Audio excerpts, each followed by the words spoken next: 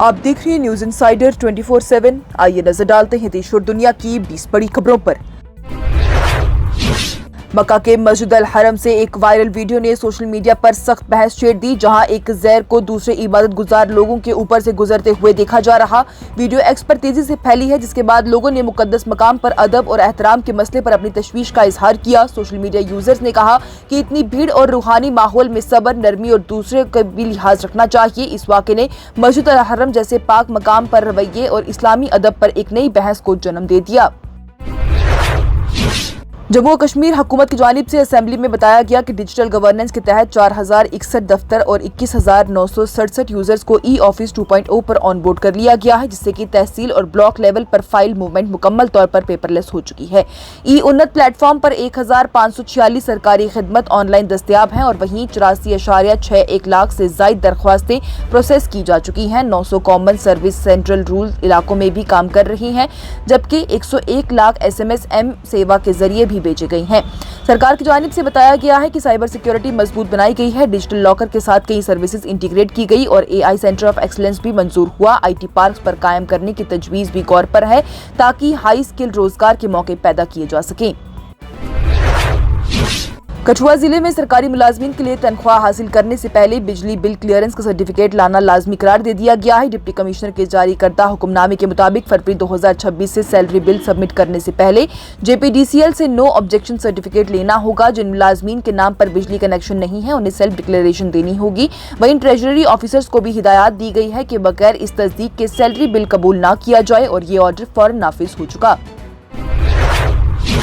National conference के MLA Ali Mohammad Sagar की जानिब से आज कहा गया कि जम्मू कश्मीर की मुस्तकिल तरक्की और अमन के लिए मुकम्मल रियासत दर्जे की बहाली जरूरी है। उनका ये कहना है कि जब तक अवाम के जमहूरी हकूक पूरी तरह से बहाल नहीं होते और मुंतखब हुकूमत को पूरे इख्तियारात नहीं मिलते, तब तक असल तरक्की मुमकिन नहीं। उन्होंने जोर दिया है कि रियासत दर्जे का मुतालबा सियासी नारा नहीं है, बल्कि अवाम की जायज ख्वाहिश है, जो कि दस्तूरी वकार और मकामी इख्तियार से जुड़ा हुआ है। किश्तवाड़ के छात्रों इलाके में मुश्तरका ऑपरेशन तराशी 1 के दौरान ही 2 दहशतगर्द हलाक कर दिए गए हैं। सिक्योरिटी फोर्सेज ने स्पेसिफिक इंटेलिजेंस पर आर्मी, पुलिस और CRPF के साथ मिलकर कार्रवाई की है, जिसमें कि मुश्किल पहाड़ी इलाके में फायरिंग हुई। जराई के मुताबिक हलाक अफराद का ताल्लुक जैश-ए-मोहम्मद से हो सकता है, लेकिन तस्दीक अभी बाकी है। वहीं मौके से 2 AK-47 और दूसरा असला भी बरामद हुए, जबकि इलाके में सर्च ऑपरेशन अभी भी जारी। दिल्ली में एक बड़ी दहशतगर्दी साजिश को नाकाम बनाते हुए पुलिस ने 8 मुश्तबा अफराद को गिरफ्तार कर लिया। जराई के मुताबिक ये लोग पाकिस्तान की खुफिया इदारे ISI और बांग्लादेश में मौजूद इंतहा पसंद तंजीमों के इशारे पर काम कर रही थे। 6 अफराद को तमिलनाडु के मुख्तलिफ इलाकों से पकड़ा गया है और उन्हें पूछताछ के लिए दिल्ली लाया जाएगा। वहीं जबकि 2 लोग पहले ही इस ISI केस में हिरासत में लिए जा चुके हैं। सिक्योरिटी एजेंसीज ने लाल किले के करीब मुमकिन धमाके का अलर्ट भी जारी किया है, क्योंकि लश्कर तैयबा पर मशहूर मजहबी मकामात को निशाना बनाने का शुबहा जाहिर किया गया था। समाजवादी पार्टी के सरबराह अखिलेश यादव की जानिब से यूपी की सियासत में हलचल पैदा करते हुए नायब वजीर आला केशव प्रसाद मौर्य और ब्रजेश पाठक को वजीर आला बनाने का 1 हफ्ते का ऑफर दे दिया गया है और कहा है कि 100 MLAs ले आए तो कुर्सी मिल सकती है। उन्होंने बीजेपी पर करप्शन का इल्जाम लगाते हुए गोमती और हिंदोन नदी का भी पोल्यूटेड पानी, अंडरग्राउंड पाइपलाइन प्रोजेक्ट और महंगी होती हुई बुलेट ट्रेन पर तनकीद की है। साथ ही CM आदित्यनाथ पर भी जापान दौरों और टेक्नोलॉजी के नाम पर सियासत करने का भी निशाना साधा है।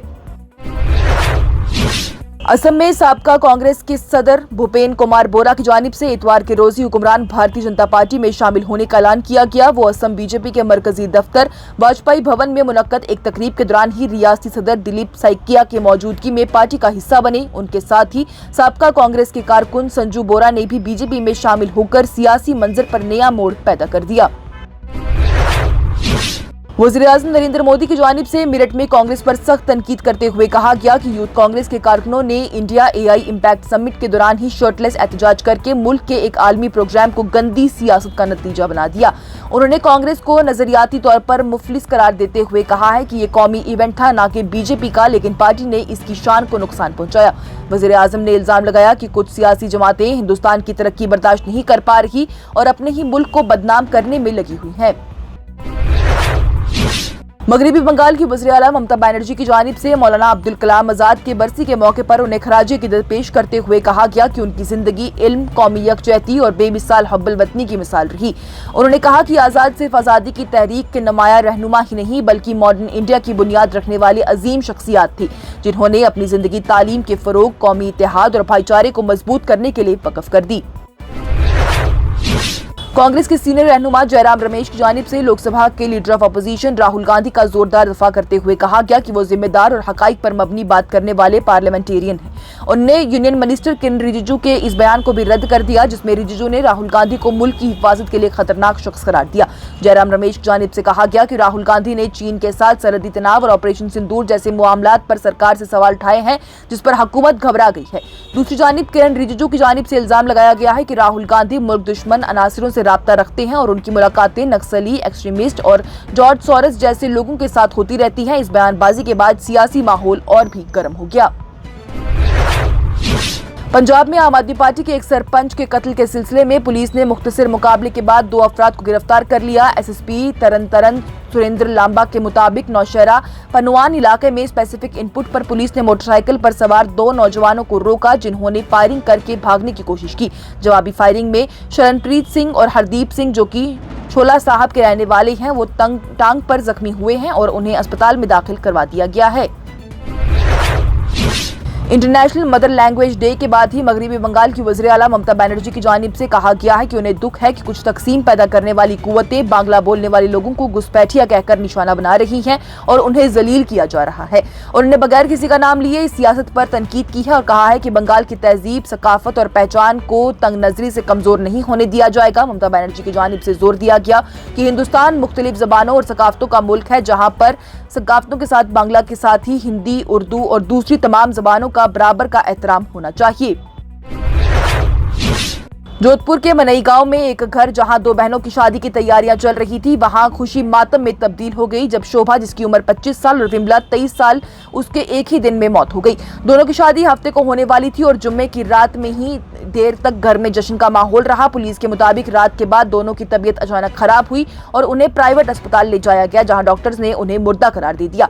एडीसीपी वेस्ट रोशन मीना की जानिब से बताया गया है कि इब्तदाई तहकीकात में जहरीला मादा खाने का शुबा है जबकि असल वजह पोस्टमार्टम रिपोर्ट के बाद ही वाज़ेह होगी। पुलिस ने फ्यूनरल रोककर लाशें पोस्टमार्टम के लिए भेज दी हैं।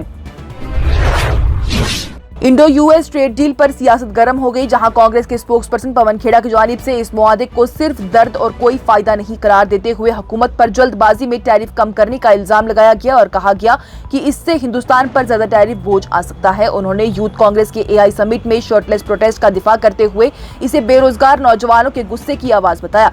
वहीं बीजेपी ने इस पर सख्त रिएक्शन देते हुए कहा है कि ऐसे बयान मुल्क की इंटरनेशनल इमेज को नुकसान पहुंचाते हैं जबकि स्पोक्सपर्सन शहजाद पूनावाला ने कांग्रेस पर मुल्क को बदनाम करने का इल्जाम भी लगाया। बांग्लादेश ने हिंदुस्तान में मौजूद अपने तमाम सफारती मिशन से टूरिस्ट वीजा सर्विस पीर के रोज ही दोबारा मुकम्मल तौर पर शुरू करने का ऐलान कर दिया है जो कि सिक्योरिटी रीजंस की वजह से 15 जनवरी से 15 फरवरी तक मुअत्तल रही थी। इलेक्शन के बाद ही सूरत हाल बेहतर होने पर यह फैसला लिया गया है जबकि दिल्ली, गुवाहाटी, अगरतला, मुंबई और कोलकाता में वीजा जारी होंगे। वहीं हालांकि हिंदुस्तान की तरफ से बांग्लादेशी शहरियों के लिए टूरिस्ट वीजा अभी तक मुअत्तल है। पाकिस्तान के साबिक वज़ीर-ए-आज़म इमरान खान के बारे में हुकूमती मुशीर राना सनाउल्लाह की जानिब से दावा किया गया है कि उनकी रिहाई के लिए 2 सीरियस डील की कोशिशें की गई लेकिन कामयाब ना हो सकी। हुकूमत का कहना है कि वो सियासी हल चाहते हैं जबकि दूसरी तरफ हुकूमती वुज़रा ने किसी भी डील या फिर नरमी की तरदीद कर दी है। इसके साथ ही इमरान खान की सेहत पर भी तशवीश का इजहार हो रहा है। उनके वकील के मुताबिक उनकी एक आंख की 85% नजर मुतासिर हो चुकी है जबकि वो अगस्त 2023 से जेल में बंद है। पाकिस्तान की जानिब से रात के वक्त में अफगानिस्तान के सरहदी इलाकों में फिजाई हमले किए गए जिसमें कि तालिबान के मुताबिक औरतों और बच्चों समेत कई अफराद हलाक हो गई। पाकिस्तान का यह कहना है कि यह कार्रवाई 7 दहशतगर्द मरकजों के खिलाफ की गई और यह हाल ही के खुदकश हमलों का जवाब था। तालिबान ने इसे सरहदी खुद मुख्तारी की खिलाफ वर्जी करार देते हुए सख्त मजम्मत की है और मुनासिब जवाब देने की तनबीह की है। दोनों ममालिक के दरमियान तनाव बढ़ गया है और हालात नाजुक बने हुए हैं। और अमेरिका और ईरान के दरमियान यूरेनियम अफजाइश पर सख्त इख्तिलाफ के बावजूद मार्च में गैर मुस्तहकम मुज़ाकरात का इम्कान पैदा हो गया। ईरान का ये कहना है कि एनपीटी के तहत यूरेनियम अफजाइश उसका हक है और वो अपनी तेल और मदनी ज़खायर का कंट्रोल किसी को नहीं देगा, जबकि अमेरिका जीरो इनरिचमेंट पर जोर दे रहा है। दोनों तरफ से आर्जी मुआहदे की गुजारिश हो रही है, लेकिन साथ ही फौजी तैयारियों में भी इजाफा हो चुका है। अमेरिका ने अपने जहाज बरदार खित्ते में भेज दिए हैं और ईरान ने किसी भी हमले की सूरत में सख्त जवाब की तनबीह की है, जिससे कि पूरे इलाके में तनाव और बढ़ गया है। इसके साथ ही टॉप 20 हेडलाइंस का ये मरहला हुआ इख्तिताम पजीर। दीजिए इजाजत, लेटेस्ट अपडेट्स के लिए देखते रहिए न्यूज़ इंसाइडर 24/7।